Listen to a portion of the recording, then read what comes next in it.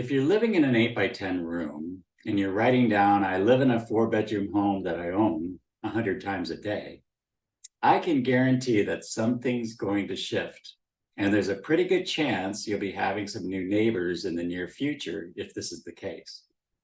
That was me a few short years ago. But don't tell people you're doing this unless they're supporting you in some way. It's completely illogical and they'll think you're crazy.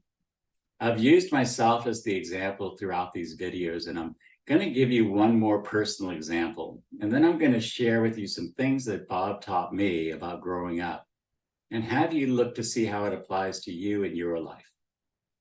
I have always been one of the most happy-go-lucky people you'd ever want to meet. And then in 2002, everything suddenly fell apart. That's when I found out that everybody wasn't looking after me the same way I thought I was looking after them.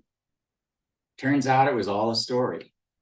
Now, I put a link to a 3-hour talk by Werner Erhard called Heart of the Matter. I think you'll like it. Werner's information is what got me headed in the right direction in 2007. So what's that got to do with flipping the script of your life? Now, the gist of it was covered during the first 7 days of this video series, and this final bit by Werner is just for context. Everything is a story, and we're the one writing the story.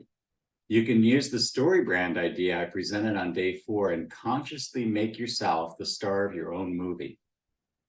It will turn out to be the most exhilarating experience you'll ever have.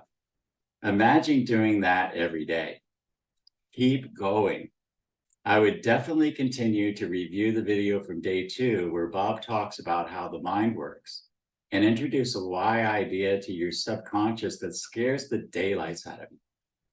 Imagine just how much adjustment has to happen for an acorn to grow into an oak tree. When you plant that acorn, there's no doubt that given the right soil and condition, that thing's going to grow into an oak tree. With human beings, it's a little bit different because we can grow into anything we can imagine, even if the soil isn't right and the conditions are poor. We will pull from the universe all the things we need to match the frequency of whatever we consciously or unconsciously are thinking about.